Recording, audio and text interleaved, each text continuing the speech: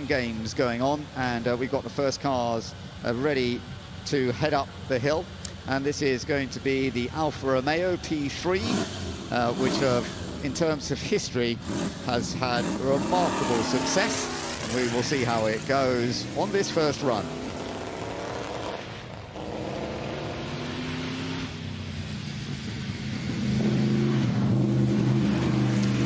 We have the first of the cars heading up the hill on the shootout, and so we're into the early scales. Gareth Graham taking the Alfa Romeo P3 up the hill first to give us a bit of a feel for some of the times. Of course, he's in one of the early stints of the groups that we've got, the pre-war category, so it won't be the fastest of all, but it starts to give us a bit of an idea, and we'll see plenty of cars coming up, cleaning the track even more and making it even faster.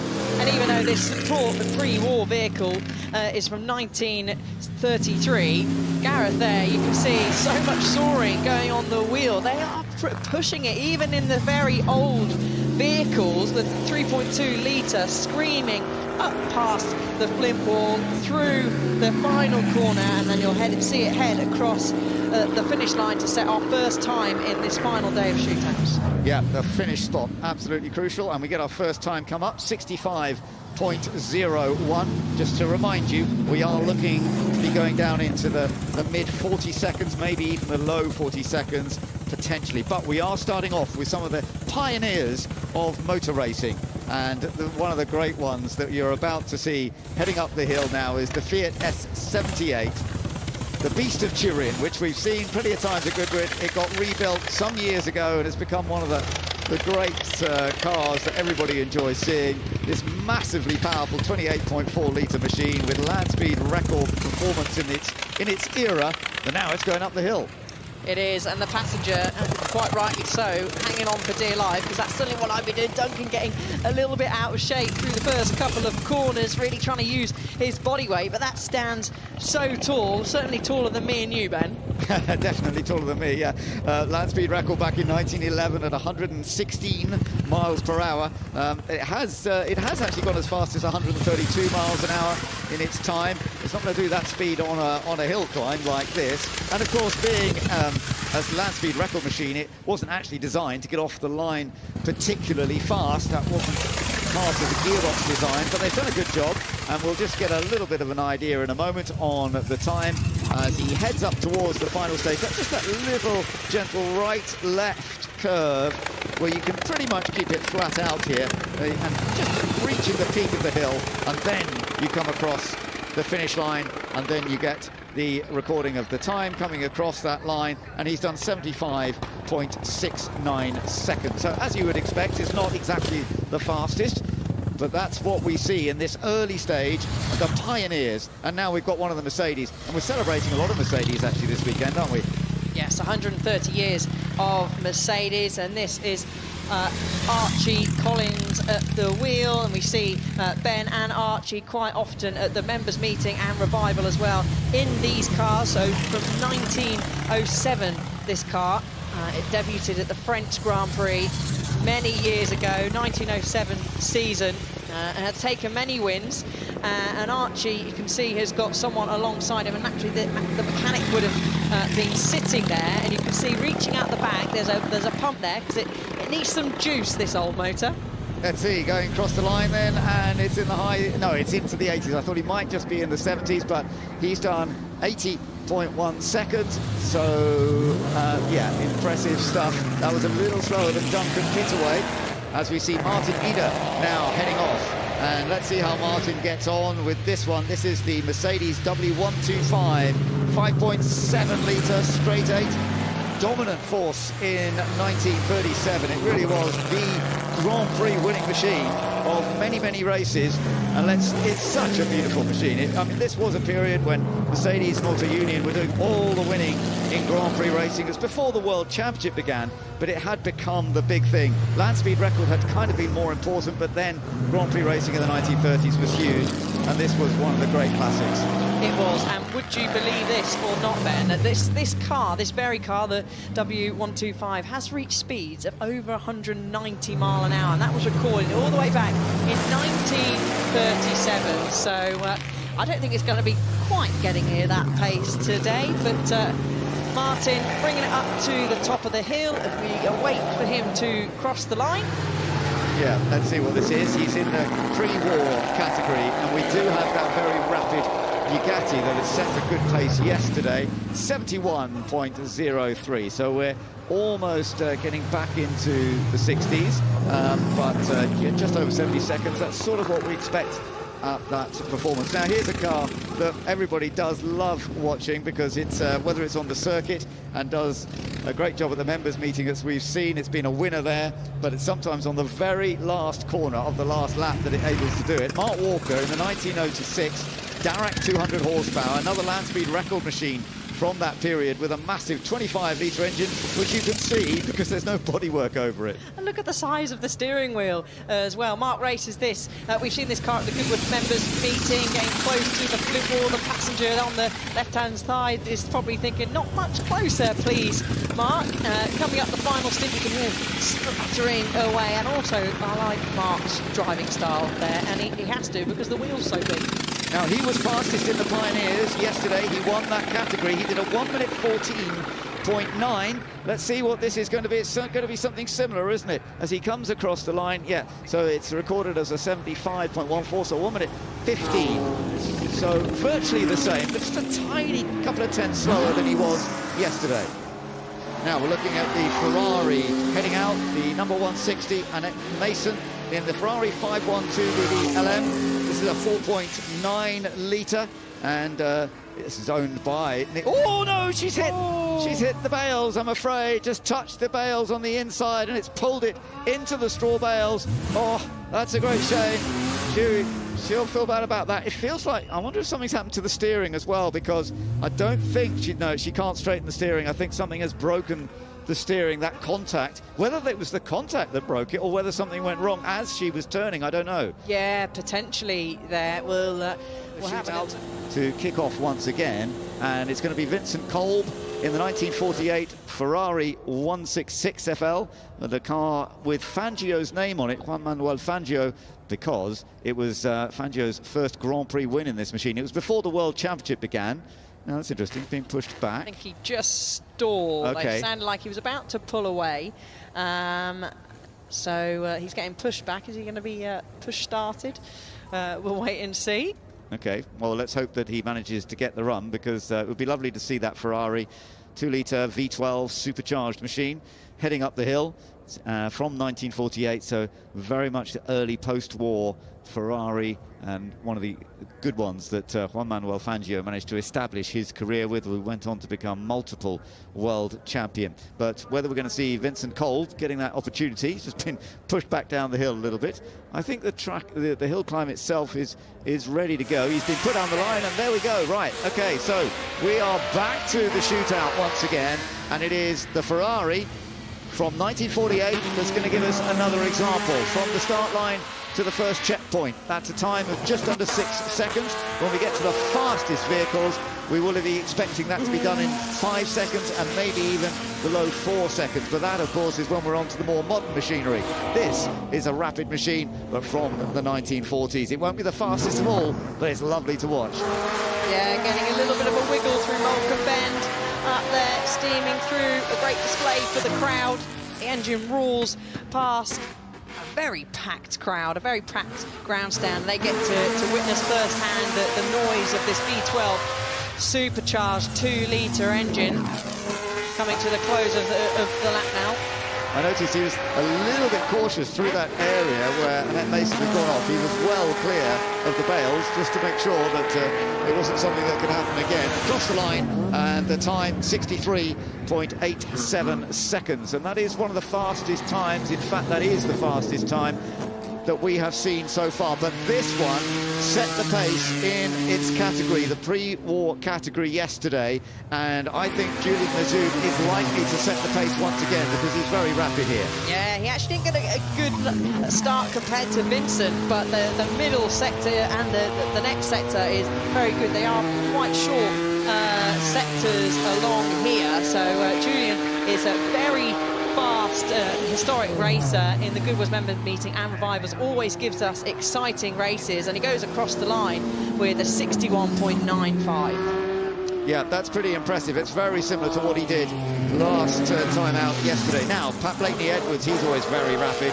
in the BMW 3-litre CSL Batmobile, number 306. And this one, like Lauda's winning car at the Nürburgring 24-hour race in 1973, Pat Blakeney-Edwards knows this hill climb extremely well, and he's putting together a good run so far. Let's just have a look as he climbs up the hill. So the time to beat at the moment is that 61.9. Is he going to quite make that? It's going to be close. Across the line he goes, and it's just just done it, 61.7. Yeah, he was so close. I was squirming in my seat. He was so close to the flint wall and then to the hay bales on the left-hand side. But this is the zinger, Chris Ward, at the wheel of this car. 1,350 brake horsepower, strong hybrid, built in California, an American hypercar. The 21C in rattlesnake green, and he's had some contact along the way. Is that the wing mirror there? I can see the left-hand side one just hanging off. That's a good time, though. That is one of the really quick ones, as you would expect, because that's a fully modern, as you say, hybrid machine. Yeah, there was a bit of contact, you're right, against the bales, but he's done it in 48.82 seconds. That is impressive. Remember, getting into the 48s, 47s, and maybe the 45s was the quickest yesterday. We might be seeing them in the 44s, but that was impressive. When Chris was out yesterday, it was in the wet. That's why he didn't set a representative time, and he's gone, oh my goodness, we've got a big spin this time, 241 that's gone off, and that is Piero Longhi in the Glickenhaus, the SCG 004C, and oh dear, damage to the front end of it as well, and that means another delay for the others that are going to be coming out. It isn't an area where they will be able to recover it pretty quickly, but my goodness, we're seeing more incidents than we've seen for a while here, Alice. Yeah, and they're not taking it easy going up the hill. I just wonder if possibly a clip of the grass on the outside. We'll have to see a replay of that. That's gone in quite heavy at the front. But glad to see driver is okay. Like you said, it's shouldn't be too long of a recovery. It didn't look like the steering's broken, so they might be able to get there. So they're getting him to hop back in, and they'll hope to maybe sort of drag it off, tow it off the track, so we can get back underway as quickly as possible. It's a relatively modern car, built in 2021, created for sports car racing, but of course it had real potential to put in a quick, he's got back out again, potential to do a pretty quick run, and obviously went hard for it, but unfortunately just went a little bit too much for it. Good to see that he's okay, but there is that damage to the front end, unfortunately, and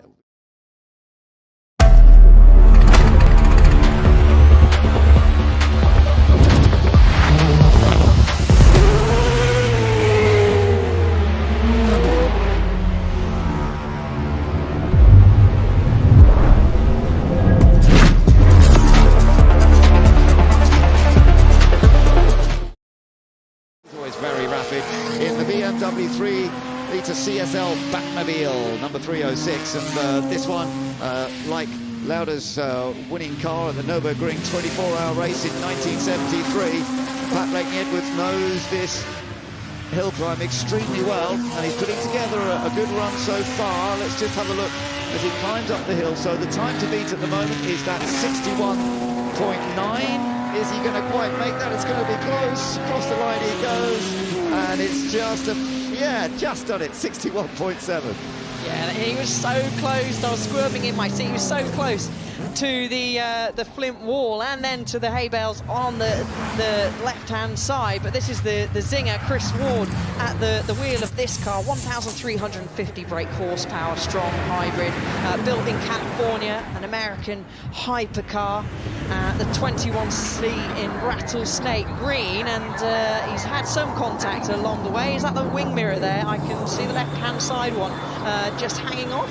That's a good time, though. That is one of the really quick ones, as you would expect, because that's a fully modern, as you say, hybrid machine. Yeah, there was a bit of contact, you're right, against the bales, but he's done it in 48.82 seconds. That is impressive. Remember, getting into the 48s, 47s, and maybe the 45s was the quickest yesterday. We might be seeing them in the 44s, but that was impressive. When Chris was out yesterday, it was in the wet. That's why he didn't set a representative time, and he's gone, oh my goodness, we've got a big spin this time, 241 that's gone off, and that is Piero Longhi in the Glickenhaus, the SCG 004C, and oh dear, damage to the front end of it as well.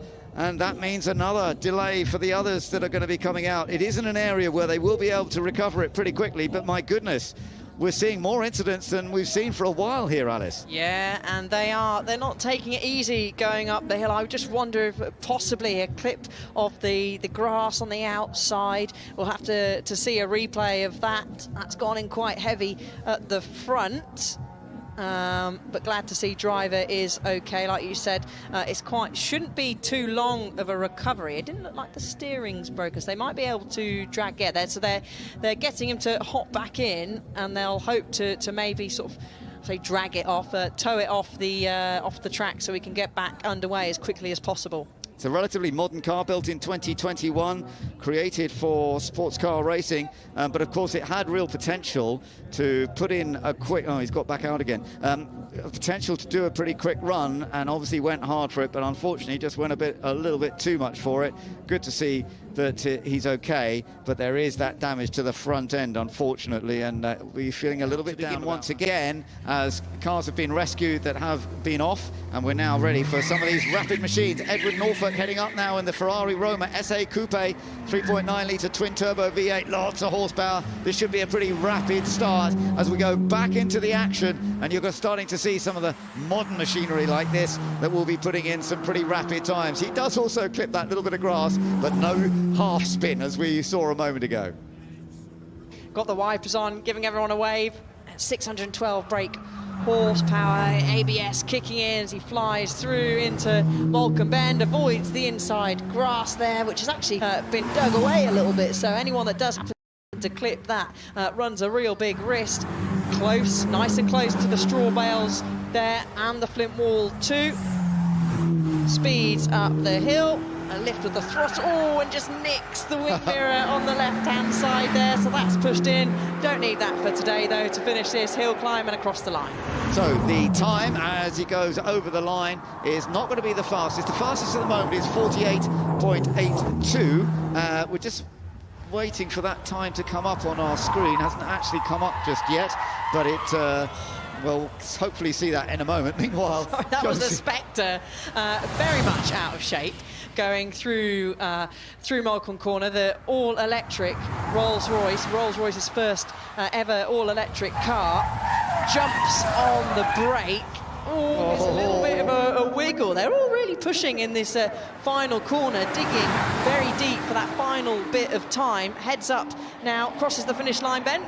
Yeah, and let's see what the time is then. It is 57.02, so it's about 9 seconds off the fastest that we have seen so far. Chris Ward is still the quickest at this stage, but we've got single-seaters also having some fun. Joe Twyman in the March Cosworth 741. This is from a 1974 period. Robin Hurd, the great designer for March, and these cars were very competitive in their period. Now, as I mentioned, 48.8 is still the target for all of them. There's a bit of smoke from the back, isn't there? But hopefully that's not dropping anything. Doesn't look like that's ended in very good condition as the March is finished the run. We've got the next car I can see coming up the hill. Now we've got a Ferrari 232. Yeah, heading up the hill, and this is Robert Rees in the Ferrari 488 Challenge Evo. So this is very much of Ferrari for people who go racing, the Challenge Evo. Let's see whether this is going to be as competitive. It's not quite as rapid off the start line as some of the others. That's taken 6.5 seconds to get to that first test point, the first checkpoint off the line. It's still going to be reasonably rapid, but we are seeing, as you say, more people rubbing into those straw bales than we often see. I wonder how many mirrors we're actually going to lose today. Yeah, someone out there can be on mirror count if they wish, but using every inch of the road, feeding their way up the hill, keeps nice and tight to the right-hand side. Bale there, does Robert Reed. Yeah, so coming up towards the line now to set the time in the Ferrari 488 Challenge, and it comes in at 56.13 seconds. Remember, 48.8 is still the target to beat. Back again to some of the modern machinery. This is the Bentley Continental, very, very current Bentley Continental, 4-litre V8 turbo plus hybrid energy, so very rapid indeed, and it's Andy Marson driving. Yeah, beautiful piece of machinery here, 50 miles of electric range, a new chassis, dual chamber air spring, dual valve dampers as well, screams across the line. A fairly decent time though. Yeah, a very good time, 54.42, puts him second overall so far. Meanwhile, also out on track, it's getting busier. Lars Kern in the Porsche Taycan Turbo GT. This is all electric, very powerful as well. It's the most powerful current production Porsche, or ever, of a production car Porsche in terms of the electrical power. Let's see how this goes. It's going to be somewhere close to those target times. I don't think it's quite going to get down to 48, but it may well be challenging for that second spot. Yes, 53.34, and that puts it into second position. It's still the Zinger that is leading, thanks to Chris Ward. Yeah, now up next is the Genesis GV60 concept. So this has been launched this weekend, a global debut for this car. Dual electric motors. Magma, the new performance sub-brand of the Korean luxury manufactured Genesis, and look at that, getting on that grass, kicking up plenty of grass, heading up to Morecambe Bend now, a stamp on the race. You can see the track's still pretty dusty, Ben, as runs all very deep into Morecambe Corner, just about keeps it on the tarmac. It's a good run so far. It was a very good start, no surprise there. Good sector as well. I'm not sure it's quite going to be the fastest, but it's up there with some of the quickest that we've seen. Gethin Jones really attacking, going for it right from the beginning there and sliding around in the all-new, as you say, Magma concept Genesis GV60. Over the line it goes, loses a bit on the end, so it's 52.72. Doesn't quite get into the 40s, but that was a good effort. Yeah, very good effort there from Gethin. Next up is the 636 in your programme. Yeah, it's the Koenigsegg Jesko Attack. This is a pretty amazing thing, and not only does it have a lot of horsepower, it has a lot of downforce. It creates a massive amount of downforce. You can see that big rear wing, and downforce helps you enormously here on the hill climb. Of course, it hasn't got the fans that the Mercury Spearling used so well a couple of years ago to develop even more downforce, but this is rapid. It's looking like this could be a good one for Marcus Lund. It's not quite going to get the fastest, but it's just over 50 seconds, 50.3, and that means it's back up there again into second fastest, I believe. Now we can get a little bit on board here. Again, Kenny's woken up now because he's on the run. He was the driver we saw having a little snooze in the car during the break, but he's behind the Sauber Mercedes C9. Yeah, so let's see how Kenny Atchison does. He's working it hard. Kenny, a very experienced racer, loves his Sauber, of course, this very successful car in period. He's going to come over the line, a little bit off, but still a great effort. 51.9 seconds, and yesterday he did 51.9 as well. That's brilliant. He's done exactly the same time. Now, Gavin Kershaw, very experienced racer and part of the Lotus manufacturer in terms of doing a lot of the development work, and he's in the Lotus Evija, the all-electric, very rapid. This has got 2,000 horsepower. He's done a good first stint, although the start make the best of starts. I thought it might be a little quicker off the line. So again, I don't think it's going to be quite enough. It's over 50 seconds. Over the line goes Gavin, 51.6. That puts him third currently. He does. Following up behind him is the BMW M4 GT3 filling M at the wheel. But here now we have Jake Hill in the Nissan Skyline. We saw him go up in one of the shadows and was getting all crossed up and definitely pushing 100%. No doubt we're going to see something of the same. As we can see, he always looks so chill and calm. Successful British touring car racer, fires it through into turn one, and a fairly decent start then. Not the best, but still fairly decent. Yeah, he's had success in this car before in different events. The Speed Week in 2020 on the circuit, he took victory there. As you say, he's a top British Touring Car driver. He currently leads the British Touring Car Championship, and he loves competing in the historic machines as well. Good save. Very good save from Jacobs. We're getting a perfect onboard. You see, using the gears. I said earlier, it's like almost going up a hamster tunnel. You're in between these straw bales, and your concentration has got to be spot on, as it looks like it is there from Jake Hill. Is it going to pip the fastest time? It's going to be close. Over the line he goes, 48.91, and that puts him just second. He's less than a tenth slower than the Zinger, but Chris Ward is still holding on to that top spot at the moment. Jake Hill up into second, and we go into some Lotus Formula One attack. And Nicholas Padmore, very experienced. He's had various records on the Goodwood circuit. He's going to be pretty close. He's in the mid-40s. There seems to be a slight, I don't know quite what happened there. Over the line he goes, and he does a 50.1. I don't know if there was a gear change or something that wasn't perfect at the end there, but it was still a very quick run. Now, it's all happening. We've got the Iron Dames Lamborghini Hurricane heading up the hill with Karen Gaillard.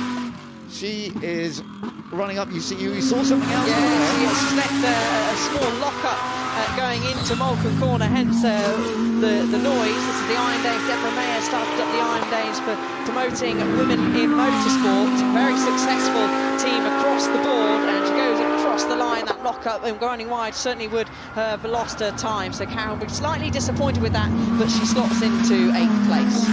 So it's still Chris Ward with the Dinger 21C that is fastest at this stage, as we now get ready for some more Ferrari action heading out onto the circuit and onto the hill climb. Andrew Morrow, who has done a fantastic job in the British Ferrari Challenge, he is now in the 296 Challenge machine. This is has made its debut this year in the United States, actually, in April 2024. This is a new version of the Ferrari Challenge machine, and he was pretty rapid yesterday. Let's just see how this goes. The start, good, 5.19 seconds, but not into the 4-second mark, which is what we're kind of looking for. Let's watch up through this next section, Alice. Let's see how close to the barriers he's getting. Yeah, nice and smooth through Malcolm Corner, heading up the hill now. The Ferrari Challenge, such a popular championship across the world.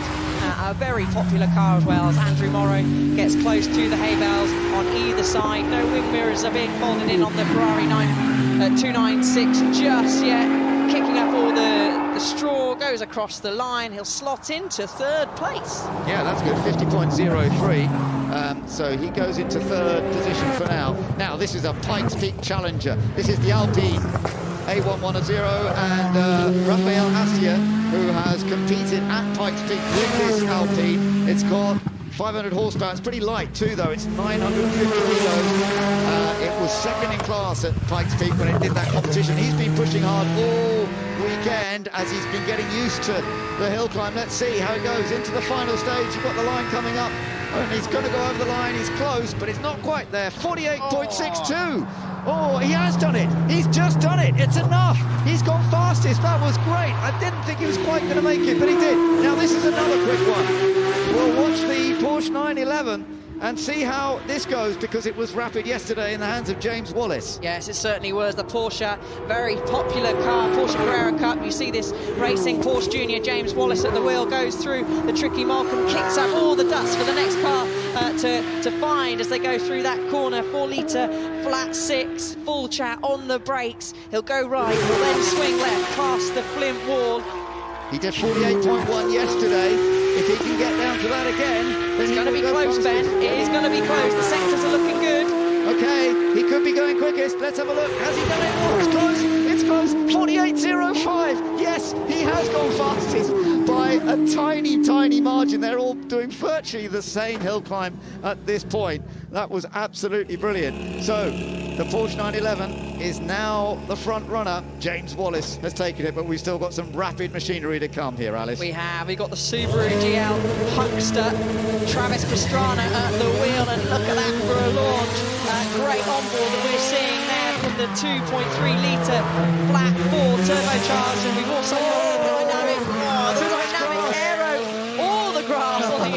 right there.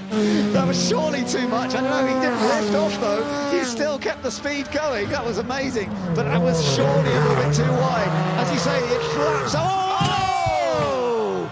Oh, what a shame. You could see the understeer. Now he's going to need off the line. Getting ready to go into the correct spot, into gear.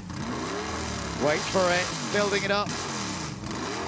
And when he's ready, off he goes. Right, Alice, let's see how this one works, because he's put in some very impressive performances. Yeah, very experienced, historic racer. Gets it nicely through the first corner and using every inch of road, putting the 5-litre V8 engine through its paces, screaming past the packed grandstand and the packed fans either side. Steady as you go. Michael through Malka Bend, kicking up dust, has to make a few corrections, manages to keep it on the right track. So here we go, up into the final stages, into the tight bit where you must not run too wide. The flip wall, he keeps well clear of that. Let's see if this is going to work. I'm not sure this is quite going to be as fast as the 48.04, which is the time to beat right now. Up across the line he comes, he gets the checker flag. No, 50.2. I'm seeing on our screens 50.2 is what he's done. So that is not enough to take the top spot. 2 more to go, and this man is still the fastest so far. James Willis holds on to that top spot. We've now got the 2 potentially fastest vehicles to come. Scott Speed, first of all, in the Subaru WRX Project Midnight. This has been created for this one event. They've only tested it once before it was brought to Goodwood, and Scott's had to get used to it very quickly. He did a 45.1 yesterday. Yeah, he was so quick. It really, I think, is going to be between James, of course, who's got the top spot in the Porsche. We've got the Midnight here, and last we'll have up is the super van that set the fastest time yesterday. So they're going in reversed order, waiting patiently, making sure all the track is all clear, getting rolled back ever so slight. You can see that's being indicated by the LED light on the top left-hand side. They've all got to be in a certain place. They can't be too far forward, too far back. Get a good start. Scott will be hoping, experienced driver. I mean, he doesn't need to be pushed all that way back, so maybe they just need to reset it, unless he wants a bit of a run-up, but I'm sure the others will have something to say about that. Yeah, I'm not quite sure why he's being pushed back that way. There may be a timing reset or something going on, but whatever it is, I do notice that on that run that Michael Lyons did just now, the time given for his first run across the first checkpoint was actually longer than I think it had been, so that's a bit odd. So maybe they're just checking the timing system or something like that before they send these last 2 cars up, because we need to know who is the most rapid as they come up the hill. But for the moment, it's still James Willis. It's a funny experience for him, sitting at the top of the hill, watching, waiting to see if he's going to be able to hold on to that time. Yeah, we've got marshals and pigeons down there, I can see, just wandering in front of the Subaru. Yeah, in the background, the car, well, the vehicle you can see is the other quick one, actually. It's the Ford Supervan. It's behind the marshals, behind the gentleman who's waving his arms at the moment. And actually, there's your onboard. We've got the onboard with Romain Dumas in the Ford Supervan 4.2. That was the one that set the outright pace yesterday by just a 10th from the black Subaru, which we are waiting for to come up. So there was virtually no difference between them, was there? No, and there really wasn't. 1/10 of a second is what separated the 2 of them. These 2 had the longest wait out of everybody to go up, so they've been sat there. Maybe he could stick a bed in the back of his super van there. He could have had a nice kit, but it sounded like Scott Speed has just done a few burnouts to really try and get that very good launch, get pushed up to the front of the start line. You can see the marshal puts the measure in front in place, and it's all yours, Scott. So this has a 2-litre boxer engine, but it produces some 700 horsepower. It's pretty lightweight as well. It's been designed especially for this. And Scott Speed, he's got Formula 1 experience. He raced for Toro Rosso in 2006, 2007, but since then he's become a rallycross champion. Very different form of racing. He is brilliant. Let's see how it goes. Scott Speed off the line, going to try and take the fastest time here at got the shootout at the Goodwood Hill climb through the first turn, and it's a good start, 4.5 seconds. He is definitely on the mix as long as he doesn't hit the grass too much. Yeah, it wasn't actually as quick as Travis Pastrana, who we saw go off, but he comes in, gets out of shape into Moulcombe Corner. Does he keep it on the black stuff? Yes, he does. Uses every inch of road on the outside. The sectors are looking good, Ben. He's the fastest in the middle sector so far. He uses every inch of the road there.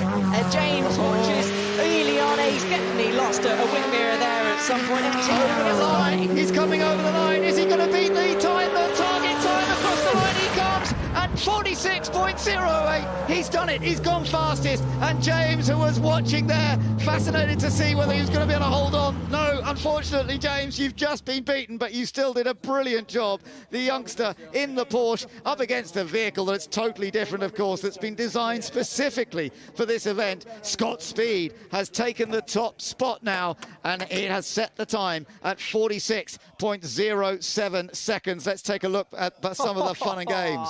Look at that, Ben, getting out of shape, heading up to where, well, everyone's found the hay bales at some point at Moulcombe. Several drivers have already, and actually when he's meant to be turning left, he's turning right. But here we go, the one last driver that can beat Scott Speed, Romain Dumas, who actually set the fastest time yesterday. A 45 dead was his time. Scott Speed's going to know from being up the top that he is the fastest at the moment. He's got to sit and wait patiently, a nervous wait for Scott. There is 2,000 horsepower in that Ford Supervan. It's got 4 electric motors. Away we go. Right, this is the one to watch. Romain Dumas, who twice before has been the top man here in the hill climb. Can he take a third win of the hill climb shootout? He's got to keep it tidy. He's got to use all of that speed and power. It was a good getaway. 4.4 seconds. It's going well. Yeah, it's going very well. It flies through, kicks up all the dust. He uses all the amount of road. This is going to be so close. They are neck and neck, Ben. Wow, this is going to be tight. Can he do it? Can he beat Scott Speed? Is it going to be the Ford Supervan, or will it be the Subaru that has taken the victory? Romain Dumas doing everything to try and get across the line. A fraction faster. Over the line he goes, and it's 43.98. He's done it. He's done it. 43.99 in the end when it's worked out. Romain Dumas takes his third win at the Goodwood Hill climb on the Festival of Speed. And Scott Speed has to settle for second place. Romain Dumas really did it there, and that was a fabulous time, wasn't it? Absolutely fabulous. He casually just slackens his belts there as if, yeah, that was just a casual drive up the hill. Looked so chill, but wow, so impressive. Hugely impressive time there from Romain Dumas. Beat his time easily from yesterday, so huge congratulations to him in the Ford Supervan. It's fascinating. The original Supervan that they created was back in the early 1970s, based on a Ford GT40 chassis with the Mark I Transit standard body shell on it. And I think that's what sort of started this whole idea of creating the Ford Supervans. This one first appeared here at Goodwood 2 years ago, and it wasn't as quick as this, but they have modified it since. It was modified to do the Pikes Peak, and now it's come back 2 years later, and it has taken the win.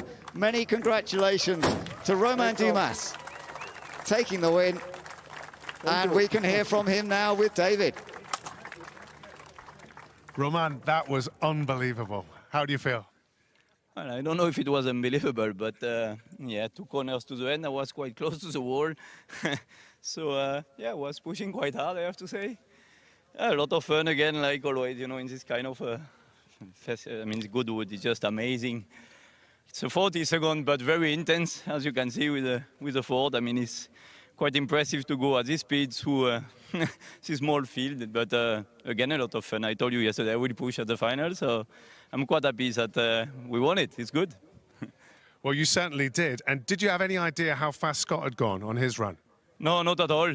For sure, I saw that they are very motivated, you know, very good that we have competition at this level. I mean, unfortunately, it was many crash, but many crash also shows that everybody is pushing to the limit. And I think, you know, we are also happy to be here at the end of the day. We all want to win. That's competition, and it's for fun. But he proved again this year that we are all, I mean, sending everything for the last final run, and it was very good. Well, everybody does want that crown, and you had to pull out the fastest time you've done all weekend in order to beat Scott, which you did. We're going to put the run-up on the screen for you there to have a look at, and if you could talk us through how it went for you. Well, the first corner, you know, is very difficult always because you have to judge the grip.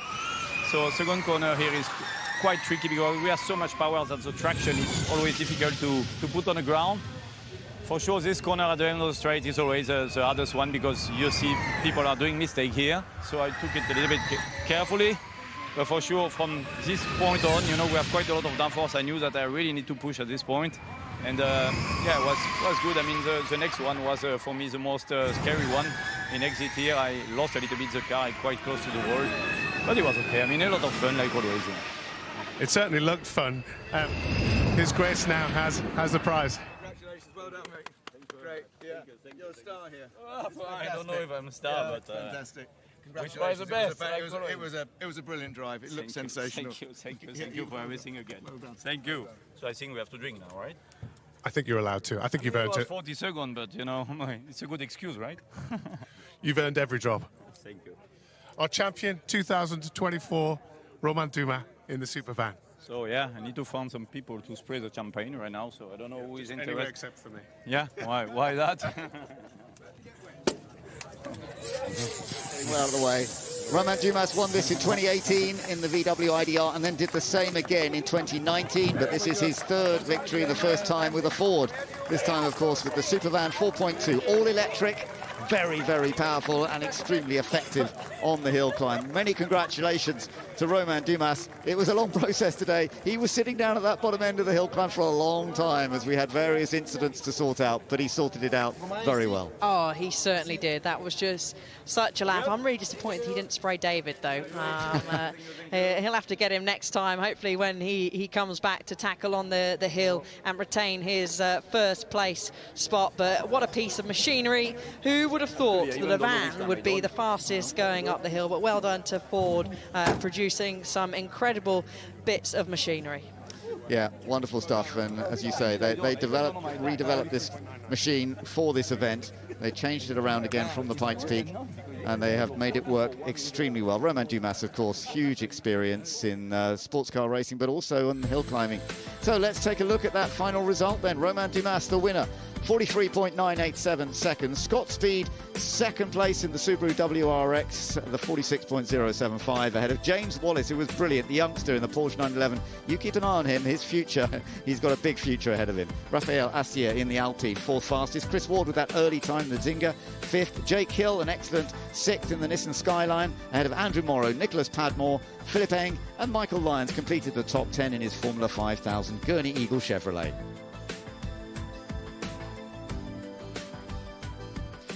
So it has been absolutely fun to watch the hill climb battle here, and let's just take a look at some of the highlights of the action, because there were a few incidents, there's no doubt about it.